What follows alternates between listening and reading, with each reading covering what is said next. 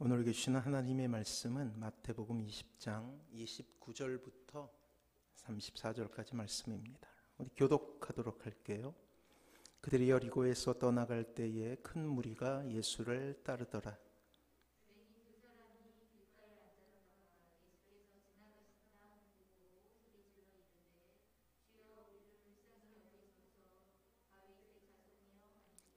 무리가 꾸짖어 잠잠하라 하되 더욱 소리질러 이르되 주여 우리를 불쌍히 여기소서 다윗의 자손이여 하는지라.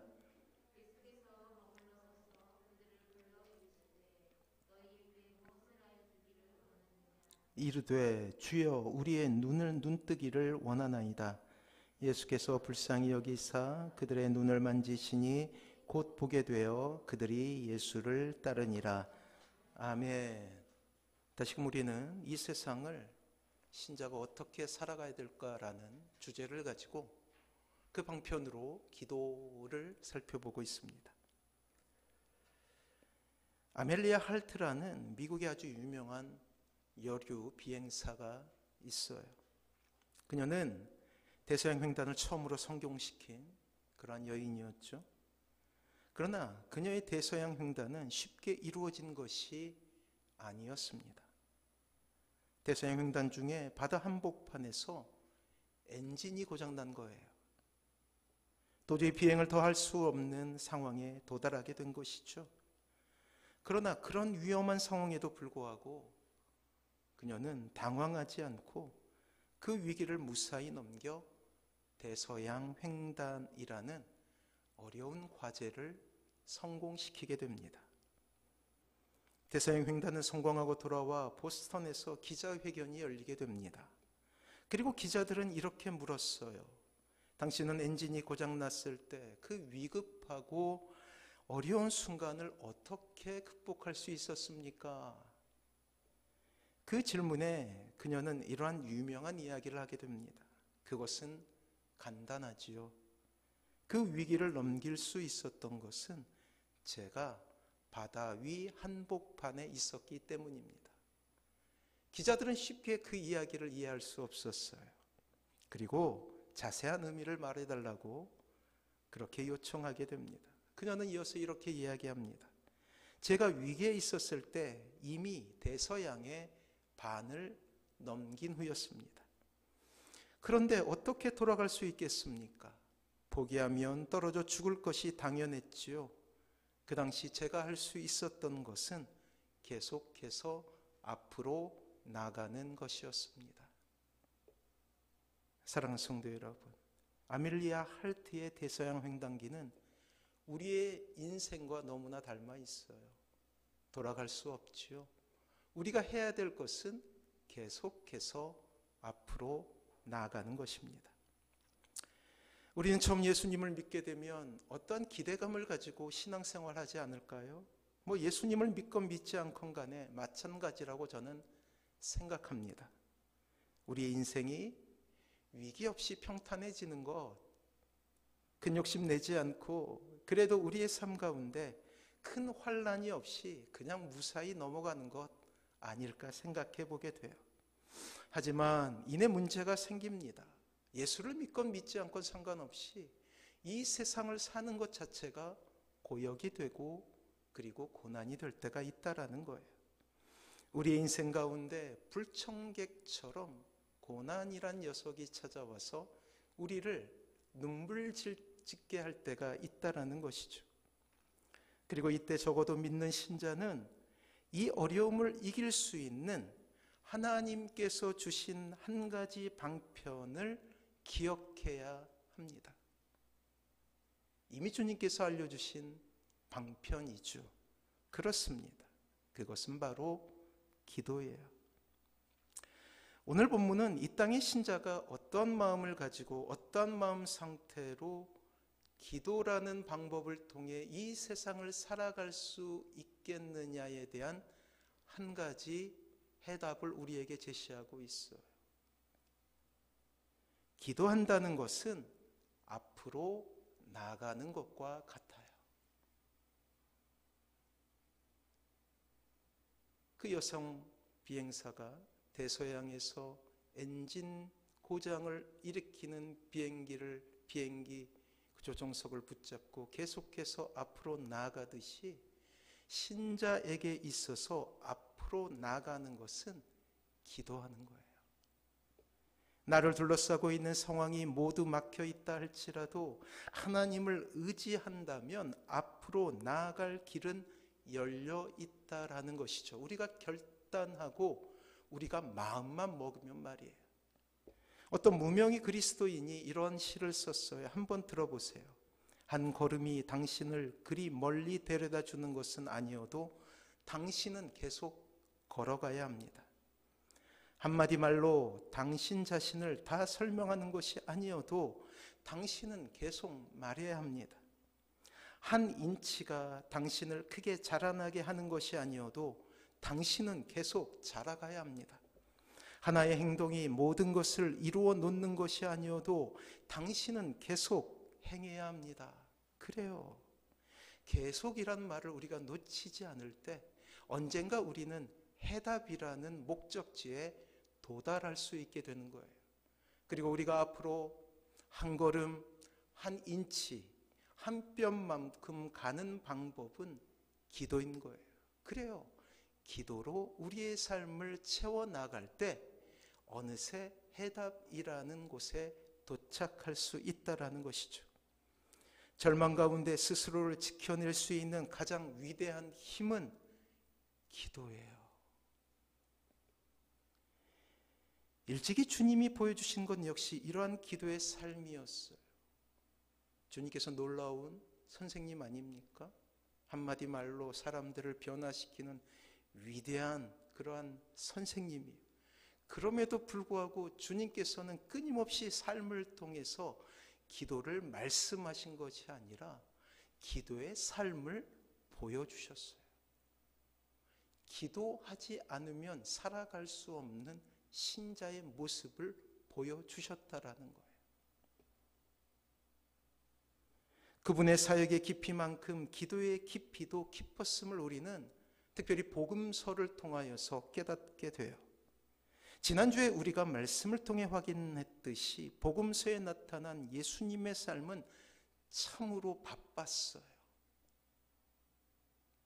두 손과 두 발은 끊임없이 사람들을 치유하기에 바빴고, 그리고 그 입을 통해서 많은 사람들에게 주의 복음, 하나님 나라에 대한 복음을 전했고, 그리고 이 모든 수고가 끝난 뒤에 휴식이 필요함에도 불구하고 밤늦게 새벽에 끊임없이 그 쉼의 시간을 오히려 아버지이신 하나님께 기도함으로 나아가셨던 무릎으로 사신 인생이었다라는 거예요. 아, 그분의 사역의 비밀은 무릎으로 사신 그분의 거룩한 습관 때문이었다라는 사실이에요. 쉼없이 일하시고 그 일하신 만큼 예수님은 하나님께 기도함으로 나아갔습니다. 하지만 우리가 조금이라도 예수님에 대해서 묵상하면 그분은 하나님이시잖아요. 기도가 필요 없는 분이셨죠. 왜요? 하나님의 뜻을 완벽하게 100% 이해하실 수 있는 분이셨어요. 또한 그분 자신이 전지전능한 하나님이셨어요. 하지만 그럼에도 불구하고 하나님의 사역과 하나님을 만나는 시간 외에 다른 즐거움에 한눈을 파신 적이 없다라는 사실이에요. 그 모든 삶과 그 모든 기도에는 열렬함이 묻어 있습니다. 마치 이 기도가 아니면 내가 죽음으로 들어갈 수밖에 없다라는 그러한 당차고 열렬한 마음을 가지고 끝까지 하나님 앞에 무릎으로 사신 인생을 사셨다라는 거예요. 기도하는 그 순간이 마지막이라도 되듯이 주님의 기도는 열심으로 채워졌죠. 겟세마네에서의 예수님의 모습은 그 열렬함의 정점을 우리에게 보여줍니다. 적어도 이 땅을 우리가 어떻게 살아가야 되는지를 보여주고 있다라는 거예요. 누가복음 22장 44절 아주 유명한 말씀이죠. 우리 같이 한번 읽어보도록 하겠습니다. 같이 읽습니다. 시작. 예수께서 힘쓰고 애써 기도하시니 땀이 땅에 떨어지는 핏방울 같이 되더라. 그래요. 오죽했으면 누가는 그 주님께서 열렬히 기도함을 바라보면서 땀을 흘리시는데 마치 그것이 피의 진액으로 보였다라고 그렇게 서술하고 있어요. 우리 집에는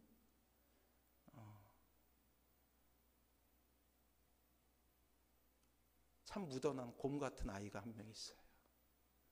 우리 은서가 그 주인공인데, 저는 은서에 대해서 잘 알지 못했어요.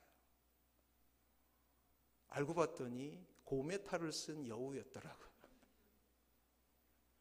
무엇인가 원하는 게 생기면 끊임없이 이야기를 해요. 그날에 그것이 통하지 않으면 다음 날에 다른 방법을 통해서 그것을 이야기하고 또 다른 방법을 통해서 이야기하고, 그 애교가 없던 아이가 갑자기 애교가 생겨서 저의 마음을 움직이기 시작해요. 결국 핸드폰을 열어서 클릭해서 결제하게 만드는 놀라운 능력이 있다는 사실을 저는 깨닫게 되었어요. 그래서 곰인 줄 알았더니 실상은 여우였어요. 사랑하는 성도 여러분,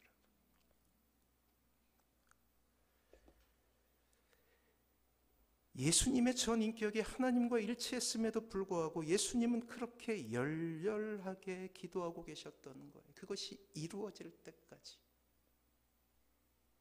하나님의 뜻을 완벽하게 이해하고 계심에도 불구하고 기도로, 무릎으로 살고 계셔요. 주님마저도.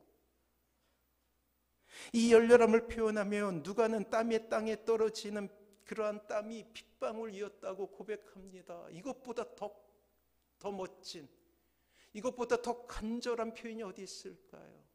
그 열렬함에 대해서. 하나님의 일을 완성하기 위해 주님은 연약한 인간의 몸을 가지고 그렇게 한 걸음 한 걸음 앞만 보고 나아가셨던 거예요. 조금씩 주님이라도 육신의 한계는 자꾸만 예수님의 사역의 한계를 정하고 방해가 되었죠. 여전히 주님도 인간의 육신을 가지고 계셨기에 피곤함을 느끼고 계셨어요. 배고픔을 느끼고 계셨어요. 그럼에도 불구하고 그 배고픔과 그 피곤함을 이기고 그 졸림과 그 연약함을 이기고 하나님 앞에 무릎으로 나아가셨다라는 것. 누구도? 주님도. 사역의 짐이 무거워질 때마다 예수님께서 선택했던 것은 더욱더 열렬하게 기도하는 것이었죠. 그래요. 그렇다면 왜 그렇게 예수님은 열렬함으로 기도하실 수밖에 없었을까요? 이유는 한 가지예요. 죄도 없고 흠도 없으신 그분의 생애가 가슴을 찢는 기도와 피로 물든 통곡이 어우러진 간구의 연속일 수밖에 없었던 이유는 바로 여러분들 때문이라는 거예요. 나 때문이라는 거예요. 그렇습니다. 우리 때문에 예수님은 무릎으로 사셨던 거예요. 예수님께서 지나가신 곳 중에 단 한 곳도 그분의 무릎이 꿇어지지 않는 곳은 없었지요. 흘러내리는 땀과 쏟아지는 피가 흥건히 고이지 않는 곳은 없었다라는 거예요. 한적한 곳에서, 겟세마네 동산에서, 요단강에서, 산에서, 들에서, 광야에서, 마지막 우리를 위해 매달리신 그 십자가 위에서도 끝까지 주님은 기도라는 이 줄을 붙잡고 계셨다는 사실에 우리는 주목할 필요가 있다라는 사실입니다. 그것이 우리의 기도 생활에게 주시는 주님의 교훈이에요. 주님도 그렇게 사셨는데, 치열하게 기도하지 않고 열렬함을 하나님께 구하지 않고는 도저히 살아갈 수 없는 인간의 한계를 주님의 삶을 통해서 우리에게 보여주고 계셨다라는 사실이. 그렇다면 왜 우리의 마음이 이토록 냉랭할 것인가요? 우리뿐만 아니죠. 이 코로나19의 시대, 대한민국 전체가 냉랭해졌어요. 말세를 경고했던 사도의 고백처럼 마음이 식어진 거예요.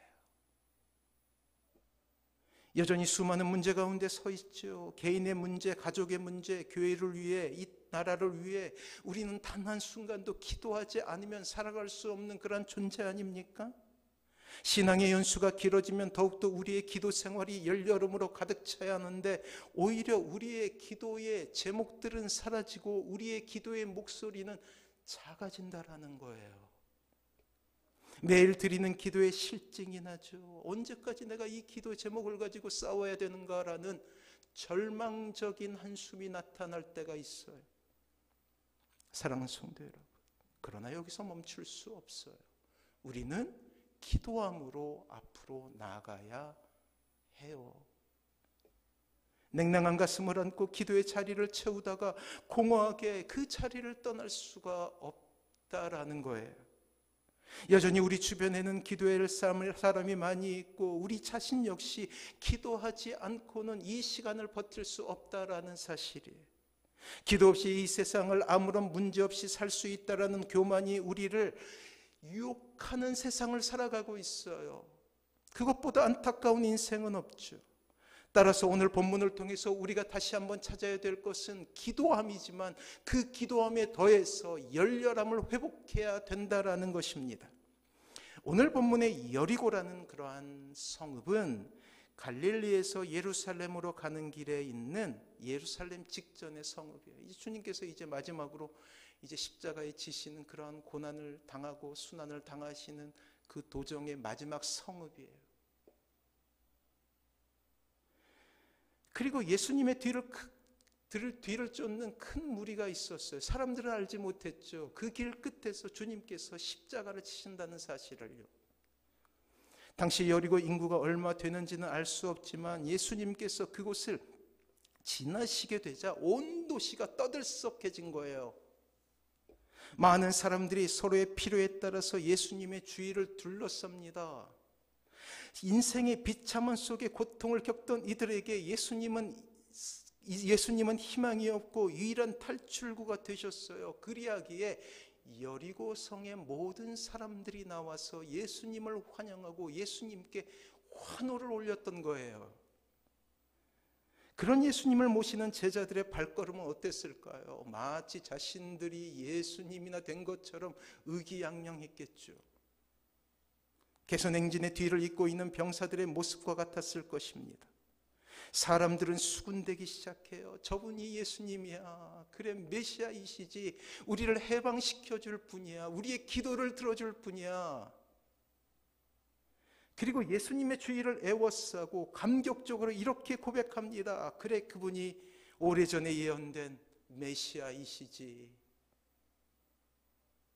이제 예수님은 여리고를 떠나 예루살렘이란 마지막 종착지, 아니 그것을 지나쳐서 이제 골고다라는 언덕 끝에 서 있었던 십자가를 향해 가고 있는데 사람들은 환호하고 있었다라는 거예요. 저마다 다른 자신의 욕구를 충족하기 위해서. 그러나 문제 하나가 생깁니다. 이 환호의 물결 속에 문제 하나가 생긴다라는 거예요. 전혀 예상치 못했던 문제가 이렇게 예수님을 쫓고 있었던 무리를 방해하기 시작해요. 마치 찬물을 끼얹는 것처럼. 많은 사람들이 주님을 애워싸고 있을 때 저 멀리서 소경 두 사람의 목소리가 들립니다. 주여, 우리를 불쌍히 여기소서. 승리에 도취되어 있었던 무리에게 그 목소리는 찬물을 끼얹는 소리였어요. 사람들의 생각에 두 소경은 주님의 승리의 행진에 방해되는 사람들 아닙니까?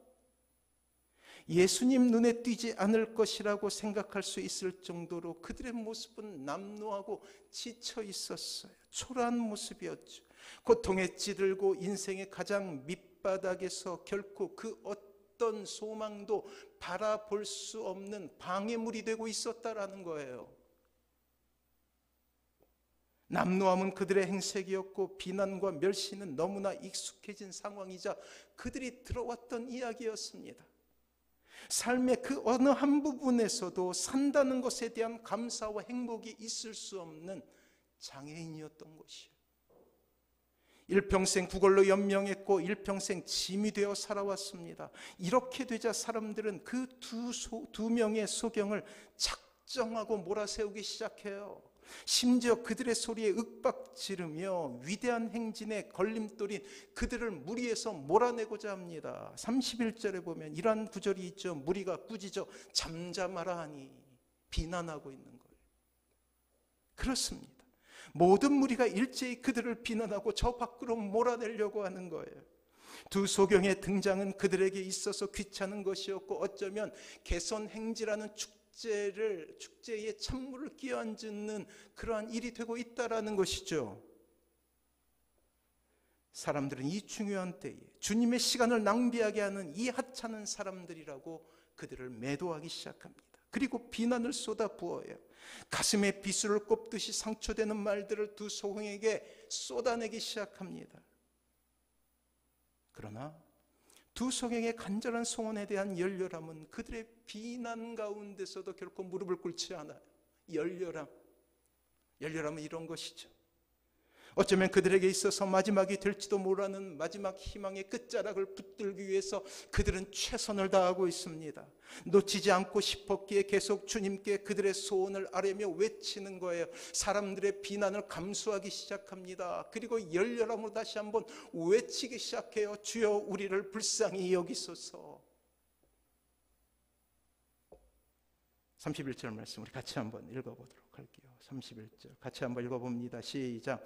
무리가 꾸짖어 담잠하라되 더욱 소리질러 이르되 주여 우리를 불쌍히 여기소서. 다윗의 자손이여 하는지라. 생명을 다해요. 악을 지르죠. 그들의 눈에 그들을 비난하는 사람들, 몰아세우는 사람들은 보이지 않아요. 온전히 그 무리의 중심에 있었던 주님만이 보입니다. 시선을 고정시킵니다. 마지막 희망을 향한 그들의 몸부림은 거의 사투예요. 사람들의 조롱과 핀잔은 더 이상 두 소경의 귀에는 들리지 않습니다. 그들에게 있어서 예수님은 지금 이 순간만큼은 전부였기 때문이에요. 그리고 놀라운 예수님의 반응을 우리는 오늘 본문을 통해서 확인하게 돼요.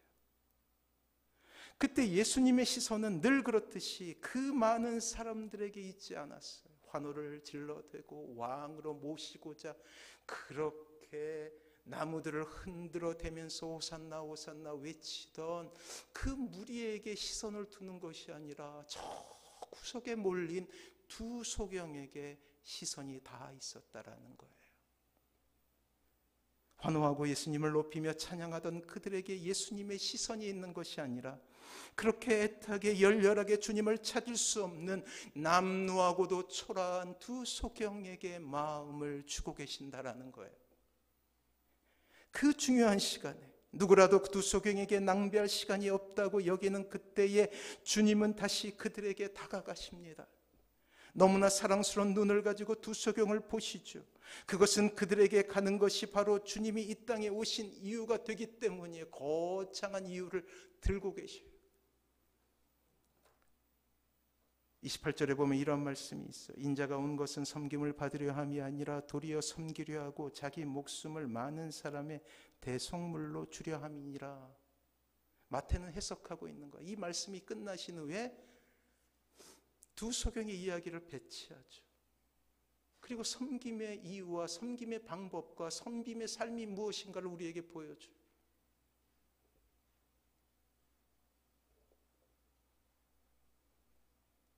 죽음까지 이어지는 그런 목숨을 건 섬김을 우리에게 밝히신 이후에 두 소경에 대한 이야기를 하고 계신다라는 거예요. 아니 그분이 이 땅에 오신 단 한 가지 이유 섬김에 대한 사명을 이루기 위해 자신의 모든 것 생명까지라도 주시는 하나님의 이유에 대해서 주님의 그 삶에 대해서 이야기하고 계신다라는 거예요. 그렇게 제자들과 무리들이 바라볼 수 없는 소경들의 고통에 민감하십니다. 열렬함에 대한 주님의 반응은 이거예요. 34절 뭐라고 하시나 한번 볼까요? 같이 읽습니다. 시작. 예수께서 불쌍히 여기사 그들의 눈을 만지시니 곧 보게 되어 그들이 예수를 따르니라. 주님의 반응은 예수께서 불쌍히 여기사. 사랑하는 성도 여러분, 저는 성경을 묵상할 때마다 놀랄 때가 있어요. 수많은 무리들이 모였는데 수많은 군중들이 모였는데 놀랍게도 그런 군중들 사이에서 위대한 예배가 드려지는 모습을 보게 돼요. 두 소경과 예수님 그렇게 마치 모든 군중들은 사라지고 세 명만이 모여서 하나님 앞에 영광 돌리는 위대하고도 참으로 아름다운 예배가 벌어지고 있는 모습이 보여진다라는 거예요. 어느새 군중들은 사라집니다. 욕을 하던 사람들이 사라집니다. 그리고 그곳에는 주님과 두 소경만 남아요. 예수께서 불쌍히 여기신다는 것은 그들을 향한 애정으로 온통 마음이 가득 찼다라는 것. 군중들의 환호에 마음을 뺏기지 않았다라는 거예요. 두 소경을 보니 그분의 긍휼함이 차고 넘쳐서 도저히 견딜 수가 없었다라는 거예요. 인간에 대한 무한한 애정이 예수님의 마음을 벅차게 했고, 그리고 지금 그들의 고통을 경감시키고 문제를 해결해 주어야 한다라는 사명감으로 불타오르셨다라는 거예요. 무엇 때문에? 두 소경의 열렬함 때문에. 주님도 불타오르고 계셨다라는 거예요. 이러한 섬김은 바로 28절의 예언처럼 대속물로 십자가를 선택한 엄청난 사랑을 십자가에서 우리에게 보여주시는 것으로 극적인 효과를 나타내고 있죠. 사람들의 인기에, 환호에 그러한 사랑을 내어줄 수 없어요. 빼앗길 수가 없는 거예요. 사람들의 환호에 그러한 섬김을 내어줄 수가 없습니다. 온전히 두 사람의 예배만을 받고 계신 거예요. 그렇습니다. 놀랍게도 주님께서는 이렇게 부르짖는 자들을 바라보시는 거예요. 열렬함으로 그 기도를 채우는 사람을 사랑의 눈으로 바라보신다라는 거예요. 사랑하는 성도 여러분, 그렇기 때문에 우리의 기도는 항상 열렬함이 묻어 있어야 해요. 모든 것에 절박하고 열렬해야 합니다. 지금 이 순간이 마지막이라는 절박한 마음을 가지고 하나님 앞에 부르짖어야 마지막 기회라는 생각을 가지고 불붙는 욕구와 열정적으로 지치지 않는 기도가 하나님을 기쁘시게 하기에 우리는 항상 부르짖으며 하나님 앞으로 나가야 된다라는 거예요. 왜냐하면 결코 우리는 그렇게 기도하지 않고 이 세상을 살아갈 수 없기 때문이에요. 설교를 준비하다가 예전의 기억이 떠오르더라고요. 예전에 중고등학교 때 수련회를 가게 되면 겨울에 이제 겨울 수련회라고 있었죠. 이제 기도원에 가면 한 12시쯤에 막 열심히 집회도 하고 교제도 하고 즐거운 레크레이션도 하고 한 12시쯤에 되면 각자 방석 하나를 챙겨요. 그 방석에다가 비닐을 이렇게 싹 싸요. 그리고 그것을 들고 이제 산으로 올라가죠. 산으로 올라가서 나무 하나를 잡으래요. 선생님이. 왜 나무를 잡으라는지 몰랐어요. 알고 보면 그때 뭐 선생님이라고 해봤자 뭐 몇 살 차이도 안 나요. 그리고 자기도 그렇게 기도 안 해요. 그래서 잡으래요. 하여튼 그래서 나무 하나를 골라요. 그리고 그 밤에 그 눈밭에서 그 비닐로 싼 방석을 하고 나무를 끌어안아요. 그리고 외치래요. 주여 주여. 무엇인지 뭔지도 모르고 외치면서 1시간씩 2시간씩 추워 죽겠는데도 즐거워서 막 그냥. 그래서 기도하는 것은 나무 뿌리 하나를 뽑아야 된다고.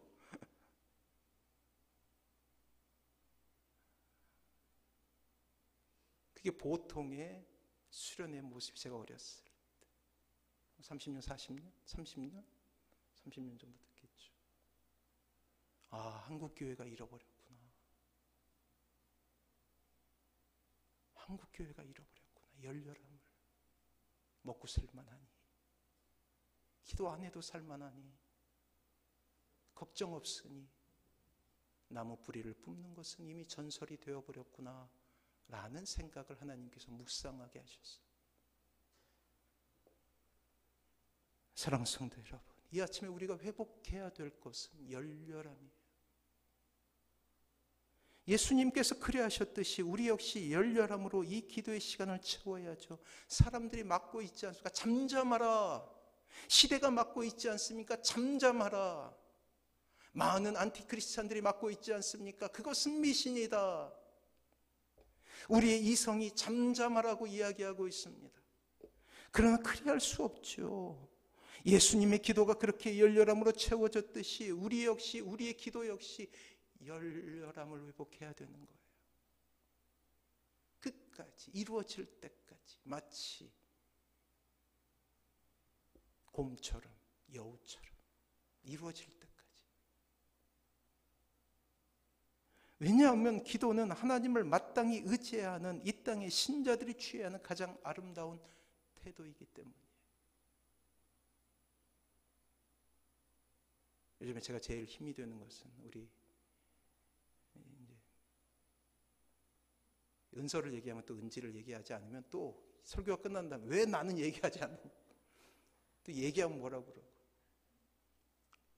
우리 은지가 밤마다 이제 자기 전에 기도를 하거든요. 2층 침대 위에서. 기도의 마리오베 이렇게 기도해요. 이 세상 모든 사람들이 예수님을 믿게 해달라고. 예수님을 믿게 해달라고.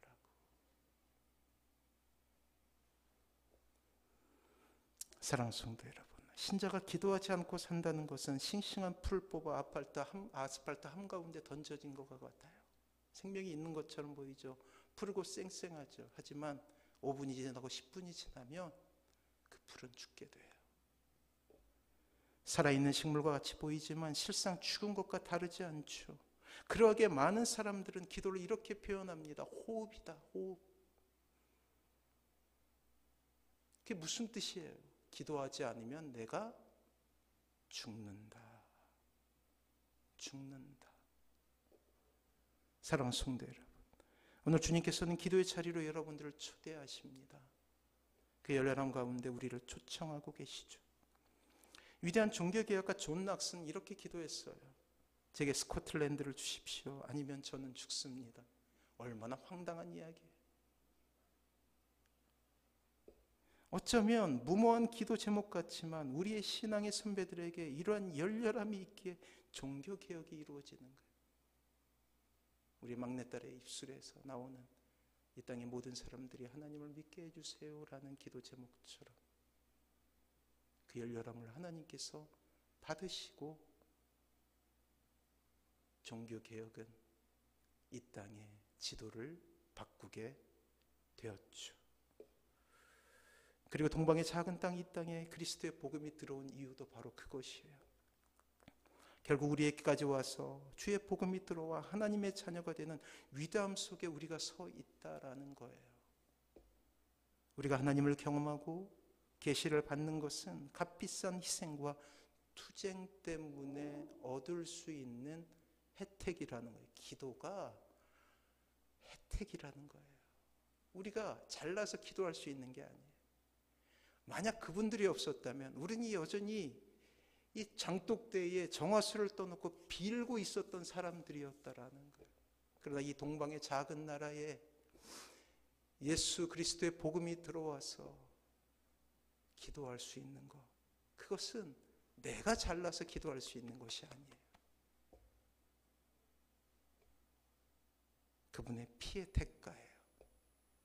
투쟁과 그리고 그분들 덕분에 우리가 기도할 수 있게 되었다라는 거예요.